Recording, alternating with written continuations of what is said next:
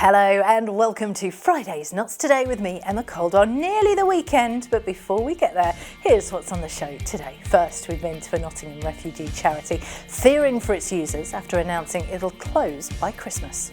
We were relying on charitable donations, and with the cost of living being so high, people just do not have the money to be able to be as charitable as they used to be. The money that we used to receive just does not go as far as it used to. We'll have more on that in just a few minutes, plus we'll be finding out how you can support the fire service in keeping the public safe. The brigade is setting up its community risk plan and comes amid doubling in fireworks safety incidents on bonfire night. We're going to be chatting to a service manager in just a few minutes. Plus, we've been to the official opening of a 200-metre long facility, making life easier for fish passing through the River Trent. So by putting a fish pass here, fish can move much quicker upriver and conserve a lot of energy. So when they're getting to the headwaters, the eggs are in much better condition, they can lay them down, and much better chance of young fish surviving and then sustainable populations going forward. Who knew such a thing existed? We've also been to an event celebrating the fashion leaders of the future as university students met industry experts at a city event. So it's important that we connect with students, because these are our future, to understand sort of their insights, what they bring, and also to expose them to, what the requirements of industry. And in sport, Forest head coach Nuno Espirito Santo is back in the dugout this weekend, with the Reds looking to maintain their spot in third place. Very nice to be recognised. I think it's an effort from the club. Very pleased also with Chris' award. It reflects the hard work, but the more important that we remain humble. All that and loads more coming up just for you. But first, and this year, Notts Fire and Rescue Service said it responded to more than double the number of bonfire night reports compared with last year. That includes incidents hitting the headlines this week, like people in Radford throwing fireworks at one another, and firefighters too. Now, though, the service wants to know how you think crews can continue to keep the county safe. It's drafting a new community safety plan for the next 3 years, building on its good inspection rating earlier on this year, and has a consultation ongoing right now. And joining me now to talk through all of this is Strategic Support Manager Warwick Grosvenor. Warwick, thank you very much for joining us today. So talk to us about this community safety plan. What is it? So the community risk management plan, it's a process that we go through every few years, and it's basically our strategic plan that outlines what the service is going to be doing over the next 3 years to create safer communities and keep the community of Nottinghamshire safe. So it goes through a width and breadth of different things that we're going to be doing, focusing on responding to fires and other emergencies, preventing fires and other emergencies, and protecting the built environment and commercial buildings.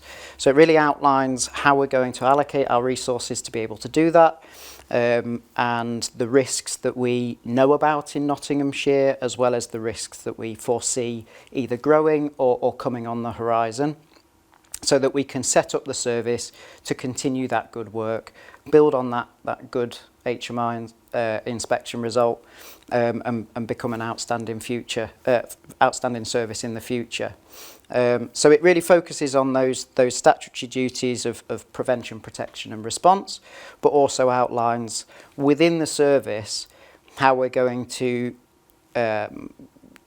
improve the service, the sort of people and culture that the service wants to recruit, retain, and how we're going to develop our staff, and the culture that we want to be in representing our community and being representative of the community, and also how we're going to govern the service to be sustainable over the long term in terms of our financial sustainability, but also our kind of environmental responsibilities and making sure that as a service we're doing our bit for the environment as well. Blimey, it's a big plan, isn't it? So yes. What is it that you want from the public? What can we do to help? So fundamentally we're here to serve the public and to keep people safe and to respond in their hour of need. And it's really important that when we're developing this plan that we do it with the people of Nottinghamshire in mind, and that we're mindful of what their needs and what they want from the fire service and what's important to them. So what we're looking for from everyone watching, from you, from the community of Nottinghamshire, is really to contribute to that process. We're really keen to hear from the public and for them to input into our plan, regardless of whether they think that it's great or whether they think that we've missed something. Because, you know, as much as we try to, and as much as we assess risk and we work with loads of data and information, all that sort of stuff, fundamentally we're here to serve people. So we want to know what's important to people out there, what they're worried about, and how we can work with them to make them safer. And I guess it's not just individuals like, for example, me. I guess businesses across Nottinghamshire as well will have their say too. Mm-hmm. Is there anything you're expecting to hear? What are you hoping to hear from the results? It's not so much that we're hoping to hear anything in particular. What we want is for people to be open and honest with us, and there's no right or wrong answers in this. We're really wanting to work with the community and to engage with the community and for them to engage with us. Fundamentally, like I said, it's about how we respond to incidents, prevent fires and other emergencies, you know, focusing on the most vulnerable people in their own homes, to keep them as safe as possible, and how we can identify them to be able to access those people and keep them safe. And also, like you say, with businesses in terms of fire safety regulations, making sure that people are upholding their end of the bargain, if you like, with regard to fire safety in environments where the public might go or be. How do people answer these questions? How do people find out more? So they can access the consultation online via our website. It's notts-fire.gov.uk /have your say, or just go online and search for it. There's a banner at the top of the website. Everyone that goes on there might win a £100 voucher. There'll be one lucky winner. So get yourself in there to try and win that. It only takes a few minutes.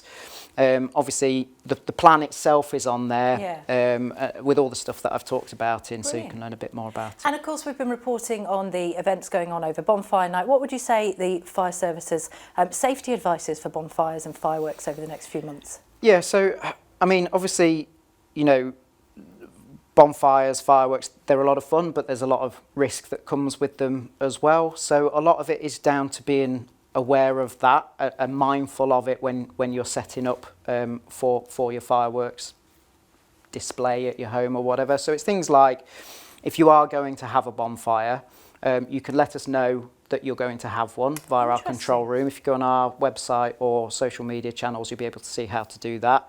Obviously, don't set it up near something that might catch fire, so hedges, trees, buildings, of course. Oh, it's all good advice. We could talk more about sort of this, but we've ran out of time. Warwick, I appreciate your time today. Thank you very much for joining us.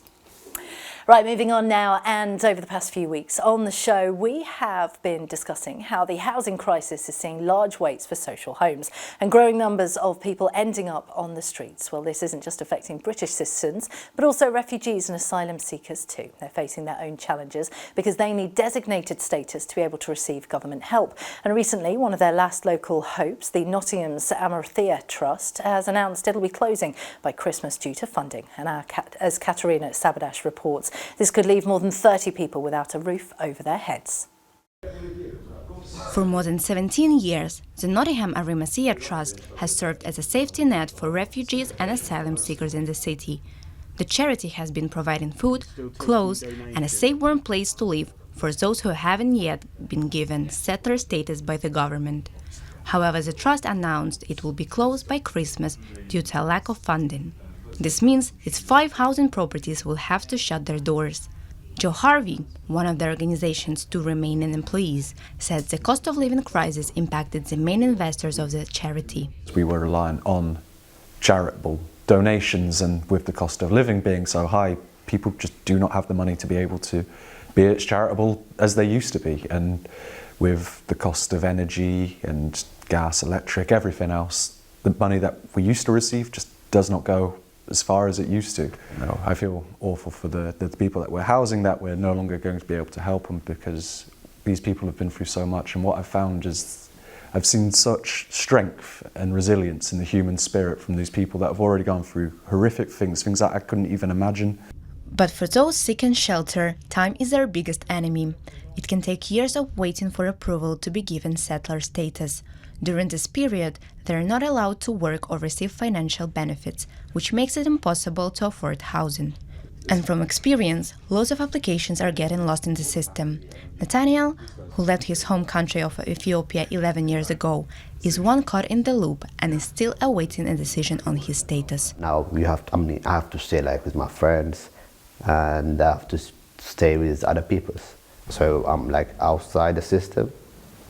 So that's why the charity used to help me. But now this time they're gonna shut it down. It just heartbreaking, but at the moment I can't do anything. Each house can accommodate up to 6 people, offering them a shared kitchen, bathroom and individual rooms.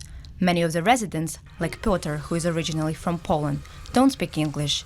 However, sharing the similar background stories help them to find a common language.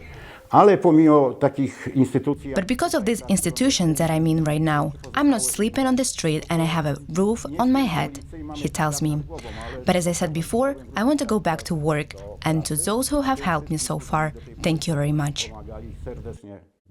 The charity said it will try its best to shelter these people before it closes. That gives them one last chance to feel the sense of safety and peace in these walls. And Nottingham City Council was given nearly £167,000 from the government this week to tackle rough sleeping. The council described homelessness in the city as an acute crisis and said they would support. We'll be back in just a moment.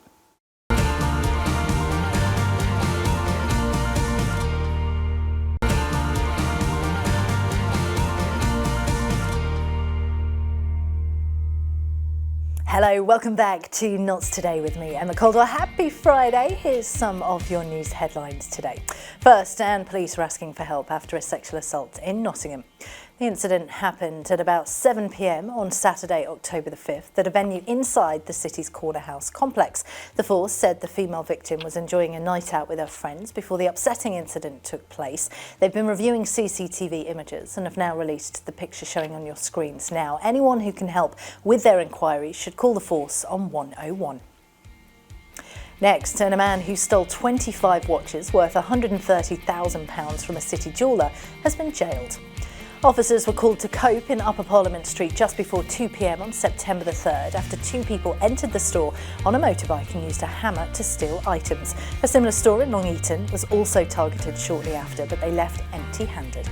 29-year-old Luke Bowden from New Basford was eventually arrested and pleaded guilty to robbery, attempted robbery and driving whilst disqualified. He was jailed for 7 years. Now, this morning marked the official opening of the country's largest fish pass right here in Nottinghamshire. Colwick Country Park now boasts the new £12 million installation that has now opened up at the River Trent for migrating fish like salmon and eels too. The pass is 6.5 metres and goes around the home sluices, a huge flood defence, which means that fish can now swim through the pass chambers. John Guerrero went down to check it out. The River Trent is now officially in open water for migrating fish to pass through smoothly and complete their life cycles. These fish are making a splash in our waters as the new £12 million new pass enables them to swim through the chambers.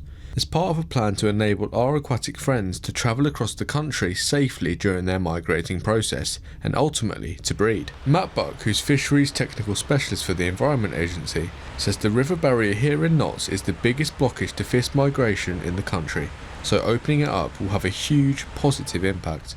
Along the River Trent there's a number of barriers to fish migration, and the one behind us here at Colwick Sluices is the biggest barrier to fish migration in England. There's been some species like salmon returning to the River Trent, but as each of the barriers, the weirs, have caused a significant delay to their migration, and they can only have very small windows to migrate, maybe in very high flow, sort of flood flows. So by putting a fish pass here, fish can move much quicker upriver and conserve a lot of energy, so when they're getting to the headwaters, the eggs are in much better condition, they can lay them down, and much better chance of young fish surviving and then sustainable populations going forward. It's not just about opening up our waterways that will mean fish can swim at ease. The speed of the water flow has to be just right to entice them to use the pass too. You need to have enough flow going through it to attract the fish. So there's around about 4 cubic metres of water a second going down the fish pass. And through the gaps in the weirs you see behind us in the fish pass, it slows the water down to around about 2 metres a second or below, which is a maximum ability of some of the poorest swimming species to be able to swim up through the pass. For a species like salmon, that's very easy, but for some of the smaller species, say a bream, that's sort of the maximum really you need it to be. Councillor Sam Lux from Nottingham City Council came along for the grand opening and says they expect it to bring in millions of pounds worth in environmental benefits for local residents. It's projected to bring in around £18 million of environmental benefits or more, so that's going to sort of materialise over time, and hopefully it will increase our sort of reputation as an environmental leader in the country. Thanks to facilities like this, there could be plenty more fish in the sea. Jordan Guerrero for Notts TV. Who knew such a thing existed in Nottinghamshire? Next, continuing with the eco-friendly vibe, and the Motorpoint Arena has been at the centre of a new green guide for 23 major arenas. The home of the Nottingham Panthers and incredible performances, even had WWE this week, recycles 33 tonnes of waste each year, has 1,000 solar panels on its roof and reuses wastewater for its ice rinks. Cannot wait to find out more about that. And here now to tell us more about how it's helping other venues across the country is Lee Chadburn, the Motorpoint's head of facilities. Lee, thank you so much for joining us. Thanks for having us.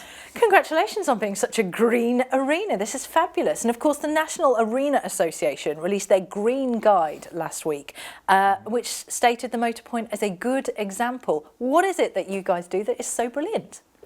Well, I guess for us, the sustainability journey started probably 2012. So we started off before a lot of other businesses and facilities did that.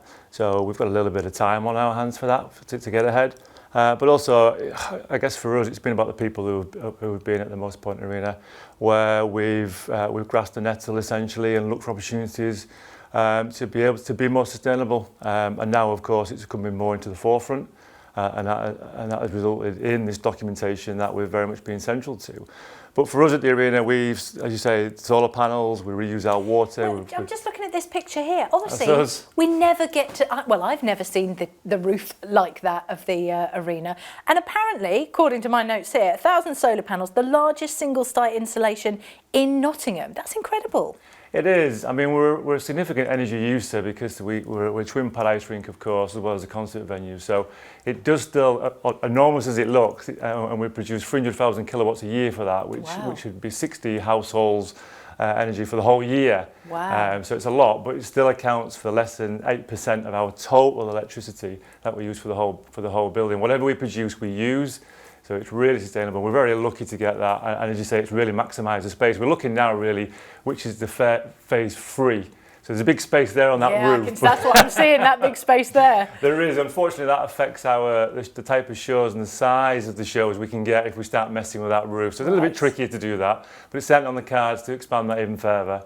Now, I'm very interested. We talked about the water for the ice rink. Yes. I don't know why, but I just sort of imagined you turned on the outside tap, attached a hose and brought it in, but you don't, do you? We don't, and I could probably talk to you for hours and hours about the water. So certainly for us, we take ice very seriously for us with the National Ice Centre, and a few years ago we got very particular about the type of water we use. Okay. So the Great Britain speed skating team, they train at our facility, and they have done for years. So we put them on a mission to whenever they went around the world to the best ice rinks in the world. They borrowed a little bit of water. They brought the water back. We had that water analysed, and where the fastest ice was for speed skating, we tried to replicate that ourselves. And we've got some machinery which essentially tries to replicate that. The good news is, for Nottingham, is that a lot of the tap water from Nottingham, a lot of those good metals that are in there are metals that we need to make good quality ice for us. So. Honestly, I learned so much on this show. Never thought about the fact that ice would have to be looked at so closely. Thank you very much for sharing that. And we're talking about the fact that no waste goes to landfill. I imagine there's a lot of waste that comes from the arena and the gigs and all the things you do. Where does it go? Absolutely. We're very fortunate that for us, we have a couple of things really going for us that we essentially inherited, but we're on the district heating system, as many businesses and domestic properties are in the city. So where we recycle where we can, so we recycle upwards to almost half of our waste now, which is a great achievement when people, customers are not brilliant at separating waste, but we separate that ourselves. What we don't recycle goes to the incinerator. The incinerator feeds district heating system, and the great news we have here is that the byproduct of that then provides electricity and heating for the ice centre. So it's a really great circle we've got going on there for us, and we're very fortunate to get that, as is the city. Absolutely. I'm going to ask you this question, but just to let you know we don't have very much time for you to answer it. Sure. Why is it so important for you guys to be green? It's important for everyone to be green now, isn't it, really? And we're genuinely trying to do our best. I think certainly internally we want to do our best, and also customers themselves now are almost demanding that we need to be better, and we're constantly trying to strive to be better sustainability environmentally. It's so interesting to find out more about that, and I will think about those solar panels next time I pass the arena. Lee, thank you very much for your time. Have a great weekend. Time now for some of your sport, and we are starting with Nottingham Forest, who couldn't really be doing much better than they are right now, could they? The Reds sit third place in the Premier League, with head coach Nuno and striker Chris Woods respectively named as Manager and Player of the Month for October. Congratulations to them. They face Newcastle at the City Ground on Sunday, and ahead of the game, Nuno said he's proud of what they've achieved, but they must focus on each game. I'm very proud of the way we've been doing things, all of us, starting from the owner to the staff in the training ground. Everybody's been working very hard, and it's very nice to be recognized. I think it's an effort from the club. Very pleased also with Chris' award. It reflects the hard work, but the more important that we remain humble. My ambition is tomorrow. Honestly, I'm not saying just by saying. I truly believe, and I also truly believe that the players think the same way. Into League Two now, and third place Notts County will travel to South Yorkshire this weekend, looking to extend their unbeaten league run to 5. They're facing Doncaster Rovers, who sit a place and 2 points behind the Magpies in the League Two table going into the match. The Pies have sold 3,300 away tickets for the game, and ahead of this weekend, head coach Stuart Maynard said their away following is as good as playing at home. It's incredible, and for us it'll feel like a home game, because the way how loud they've been away from home this season. They've, from minute one, since they've been in the ground, they've sung all the way through and got behind the lads and drove them on, and it plays a huge part to why our away form's so good as well, knowing that we've got them behind us. And yeah, this weekend it's pretty special to be going away and taking 3,000 fans. And we've just talked about the ice at the arena, and we move to ice hockey in Nottingham now. And the Panthers welcome arch rivals, the Sheffield Steelers, to the city tomorrow night. Danny Stewart's side go into the match off the back of a 2-game winning run, beating the Cardiff Devils and the Fife Flyers last weekend. The Steelers arrive at the Motor Point for 7 p.m. face-off, and it's the side's only game this weekend and their last one at home for 2 weeks. Time now for your Friday picture of the day. Take a look at those lovely autumn leaves. I love the colours, snapped by Mackenzie Plant. Thank you very much for sending that in. Tonight's weather is going to be overcast but dry, with temperatures around 7 or 8 degrees. Tomorrow, mostly the same, if I'm honest. There will be some improvement in visibility though. And on Sunday, it will warm up just a little bit. Still lows of 7 but highs of 12 on Sunday. Again, dry but cloudy throughout. All right, time for another short break now, but when we get back, we will be meeting the Brinsley boy who's created a new confetti business off the back of his dad's wedding. That plus your What's On guide next.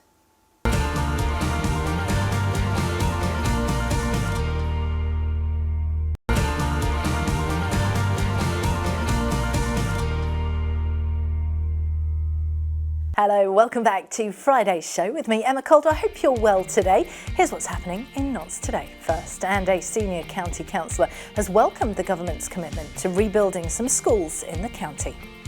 Chancellor Rachel Reeves' recent budget confirmed £1.4 billion for the school rebuilding programme, which was previously announced by the last Tory government. Councillor Sam Smith, who's responsible for education at Nottinghamshire County Council, has welcomed the commitment and said it will help Nottinghamshire County Council in spending nearly £130 million improving the county's school provision. Next, and a dispersal order put in place across Kimberley to tackle ongoing antisocial behaviour has been extended. Nottinghamshire Police brought the order in from 4 p.m. on Thursday until midnight today so that they could move people away from the town centre and send under-16s back to their homes. The force said it's part of ongoing work to reduce public nuisance in the town centre, with incidents of criminal damage and violence taking place over the past 2 weeks. The 8-hour order has since been extended until Sunday. And a dangerous driver who led police on a high-speed pursuit through Sutton in Ashfield has been jailed. 29-year-old Jack Williamson drove his car at speeds exceeding 70 miles per hour in 30 zones and even drove through the middle of the pedestrianised town centre on September the 14th this year. Williamson of Huthwaite abandoned his car in a pub car park. Police then used a dog to track down his scent and he was arrested. In Crown Court on Monday, he admitted to several offences and was jailed for 14 months. And it's Friday, which means it's time to see what you can get up to tonight with our What's On guide. First up, there is still loads of comedy on in the city, from Vibes to the Canal House. In fact, Club Wormhole, who we had on the show last week, are at Fishergate Point tonight. You can check all of that out on the Nottingham Comedy Festival website. Tickets range from pay what you can to £10 if you're going for some laughs, have a lovely, lovely time. Or why not see one of the great tribute acts in the city tonight? Beatles Complete will, you ready, come together at the Nottingham Arts Theatre. There's more, and if that's not enough musical heroes for you, then let's dance to Absolute Bowie at the Rescue Roots. Honestly, I love this. Or you can hear the actual sounds of real-life Bob Dylan blowing in the wind at the Motor Point Arena. He's performing tonight. Whatever you do, have a great evening. Right, that's it, puns over. Let's have another look at your top story of the day. And over the past few weeks on the show, we've discussed how the housing crisis is seeing large waits for social homes and growing numbers of people ending up on the streets. Well, this isn't just affecting British citizens, but also refugees and asylum seekers too. They're facing their own challenges because they need designated status to be able to receive government help. And recently, one of their last local hopes, the Nottingham Areothea Trust, beg your pardon, has announced it'll close by Christmas due to funding. And as Katerina Sabadash reports, this could leave more than 30 people without a roof over their heads. For more than 17 years, the Nottingham Areothea Trust has served as a safety net for refugees and asylum seekers in the city. The charity has been providing food, clothes and a safe, warm place to live for those who haven't yet been given settler status by the government. However, the trust announced it will be closed by Christmas due to a lack of funding. This means its 5 housing properties will have to shut their doors. Joe Harvey, one of the organization's 2 remaining employees, said the cost of living crisis impacted the main investors of the charity. We were reliant on charitable donations, and with the cost of living being so high, people just do not have the money to be able to be as charitable as they used to be. And with the cost of energy and gas, electric, everything else, the money that we used to receive just does not go as far as it used to. You know, I feel awful for the people that we're housing, that we're no longer going to be able to help them, because these people have been through so much. And what I've found is I've seen such strength and resilience in the human spirit from these people that have already gone through horrific things that I couldn't even imagine. But for those seeking shelter, time is their biggest enemy. It can take years of waiting for approval to be given settler status. During this period, they are not allowed to work or receive financial benefits, which makes it impossible to afford housing. And from experience, loads of applications are getting lost in the system. Nathaniel, who left his home country of Ethiopia 11 years ago, is one caught in the loop and is still awaiting a decision on his status. Now I have to stay with my friends, and I have to stay with other people. So I'm outside the system. So that's why the charity used to help me. But now this time they're gonna shut it down. It just heartbreaking, but at the moment I can't do anything.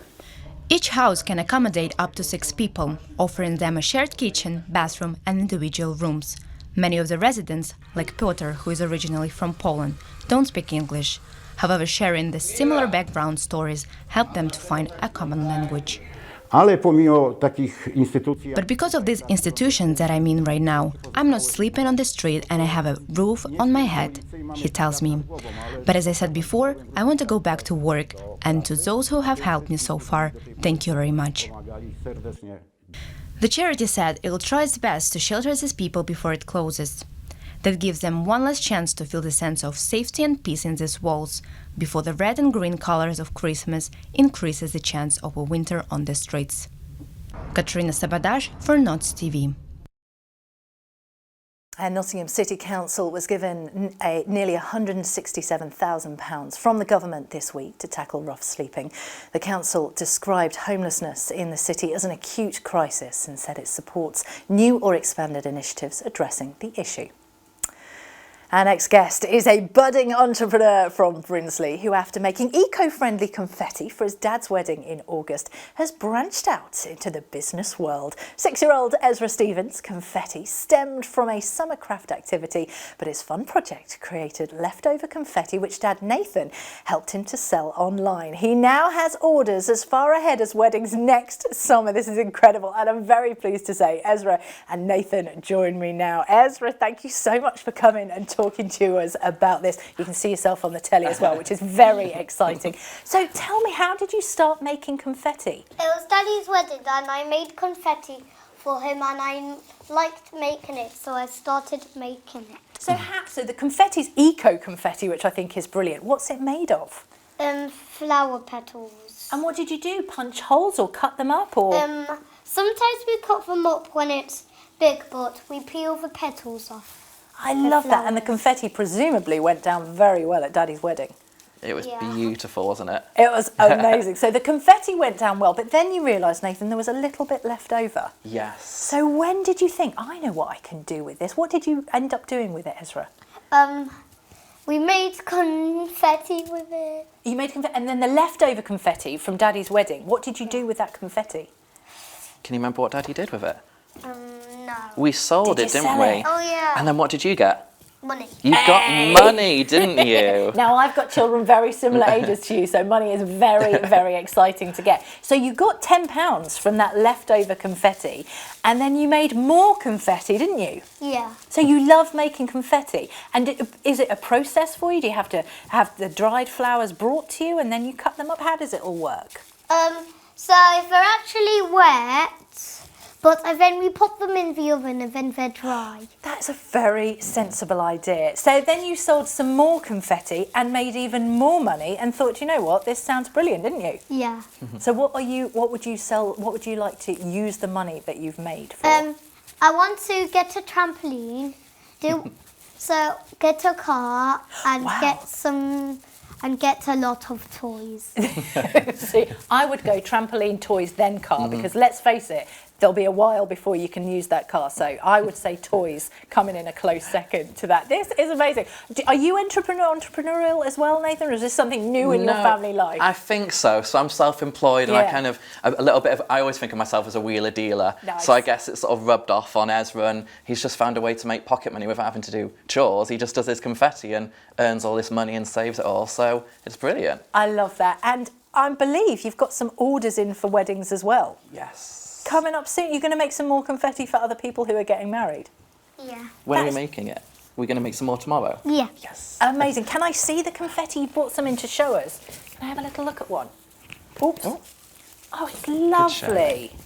So and it smells delicious as well. I know, there's lavender in it. Oh, I love that. Let's show this to camera 4 so you can see it. I like the fact you're showing the camera as well. Do you know what? They are so cute and people love things like this. I can only imagine. Are the people that you're doing the weddings for people you know, or are they new people? New people. So they're not even people you know, because I would imagine, you know, if you know Ezra or you know you go, oh, we're getting married, that would be lovely. The power of the internet and shares and social media. And it's just, across loads of wedding groups and people message us and we have like a little form online that people can fill in and then we just drop them a text and say, oh, is this what you wanted? And then we make a note of everything they want, don't we, Ezra? Yeah. Then we get the computer open and then we make everything that they want. I love the fact that you're putting those on the trees. You're decorating the tree. Well. I love the fact that we're getting confetti decorated trees. So do you think it will just be confetti that you make, or do you think there's other things that you might like to sell? No, I think it's just confetti. Just confetti. And what have your school friends said about this? Because you're in year 2 at school, at primary school. Have you told any of your school friends that you do this? No, not yet. I forgot. I like how humble you are about this. I think it's brilliant. What have your family made out about this? Just amazed, like how it's taken off has been incredible, and his desire to make it, because we thought, you know, he'd make it for our wedding and it was a fun summer activity, but he keeps making it. So we get to the weekend and he's making it, and he'll say, oh, have we got more orders? You know, are we doing confetti today? And he knows the whole process, so he knows we're off to get flowers tomorrow morning, we'll come home, and then what do we do tomorrow morning, Ezra? What's our process to make them? Once we've gone to pick up the flowers, what should we do? Peel the petals off. Peel the petals, and then... And then put it in the oven. Yeah, and then what else are we going to do tomorrow? We are going to do orders. Yeah, and take them to where? The Astor Post Office. Yeah. I love that. So Do you know what? I can see a whole new career. Ezra, thank you so much for coming and sharing your story about your confetti. I absolutely love it. I love the fact you're decorating our tree, and the studio now smells delicious. It does. Thank you very much for joining us. Have a great rest of your weekend. Thanks, Nathan, for joining us as well. Oh, I love that. Right, let's take a short break. We've got loads more coming up in just a few minutes. We'll see you in a sec. Bye-bye.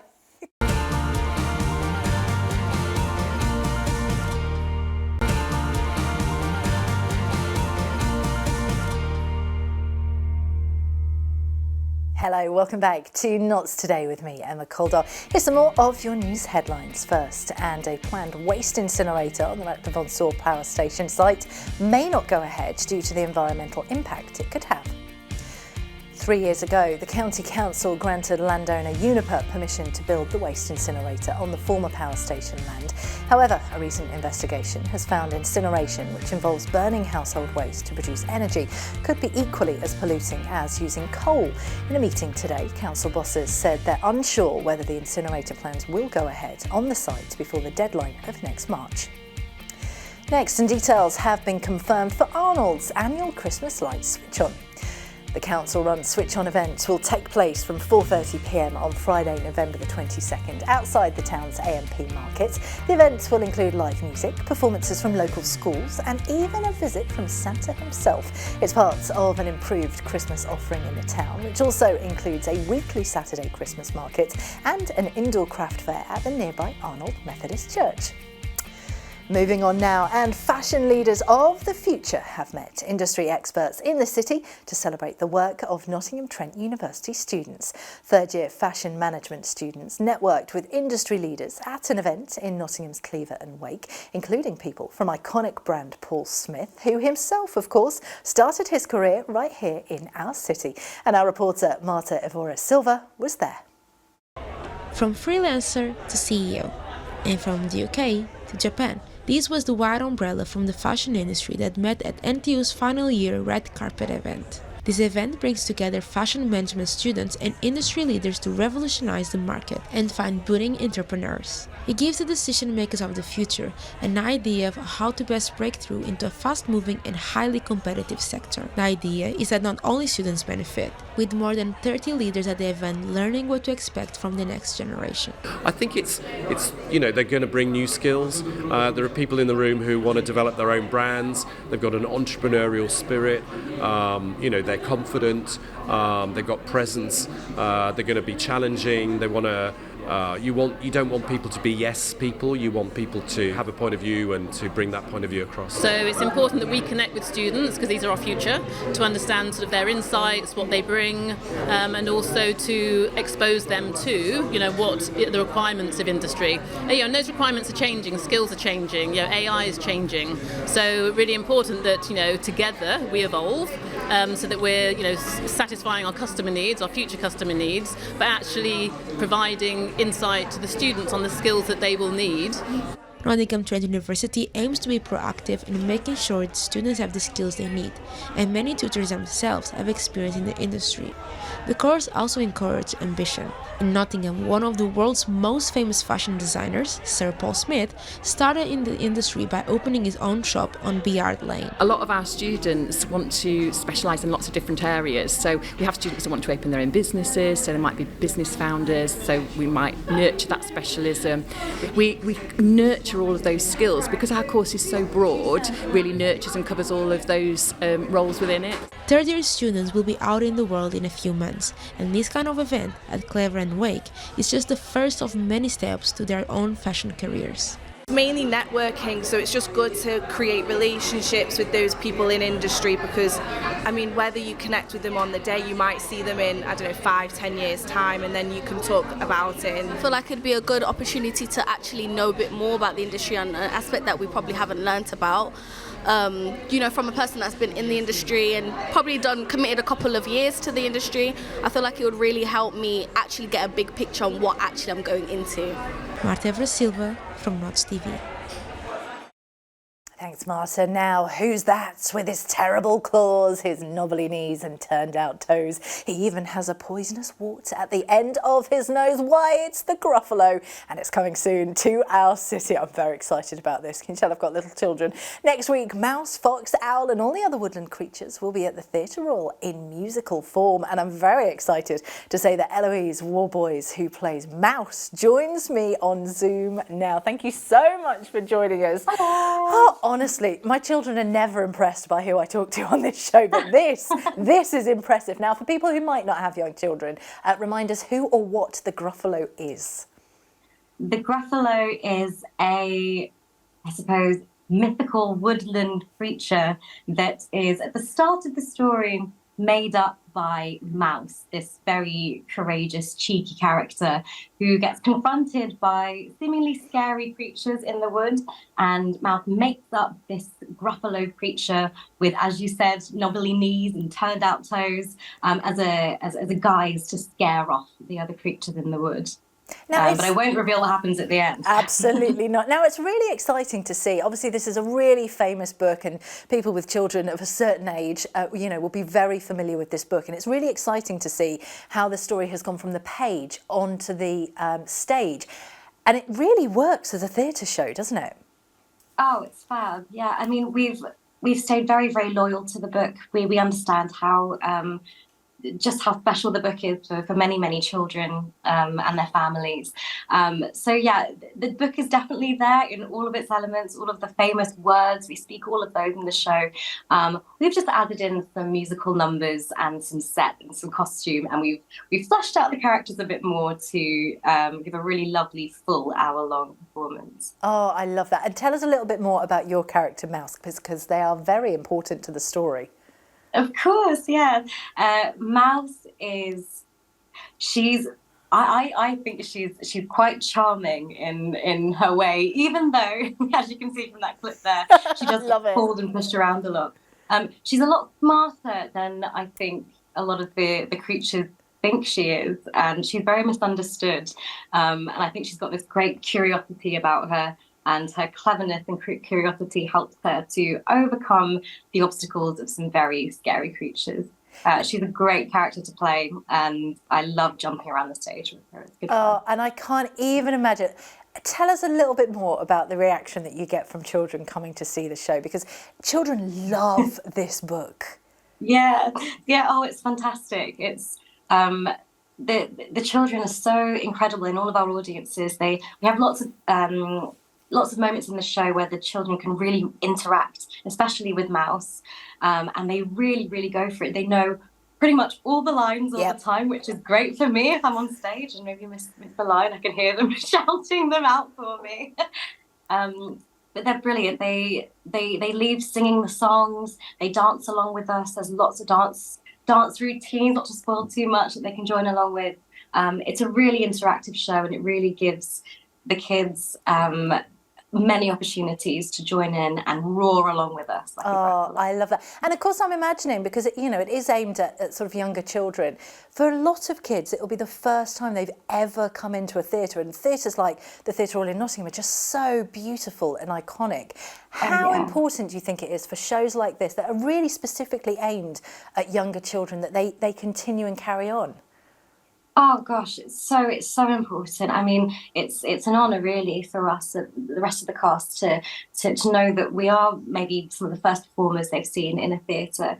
But shows like this, especially, they really encourage kids to open up their imagination and to just have an hour where they can completely let go and play and shout and dance along, and just let them have some freedom. It's a beautiful place to bring families and to bring children, because I I think they can really go away from it just with their minds completely opened up. I totally Yeah, do great agree. fun. Oh, I could talk about this for ages, but we're running out of time. Remind us when you're in Nottingham. We're in Nottingham from Thursday the 14th of November, so next week, until Sunday the 17th of November. We have shows at 10:30 and 1 p.m. each day. Amazing. We cannot wait to have you in Nottingham. Good luck with the shows in Oh, advance. we're excited to see you. And we'll see you there soon. Honestly, could not love the Gruffalo more. Now, as we mentioned earlier, it's another big weekend for our football teams this weekend. And if you missed this week's episode of Team Talk with former Forest and Notts defender Kelvin Wilson and Forest fan John Bartlett, well, don't fear, you can catch it now on nottstv.com or on our official YouTube channel. And here's what the panel had to say about this weekend's fixtures.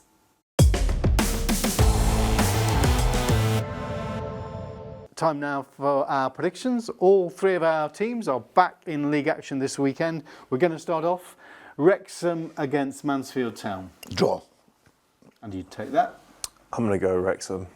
Okay, I understand. I'll go Wrexham.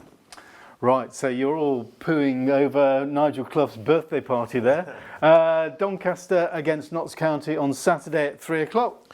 Draw. Notts.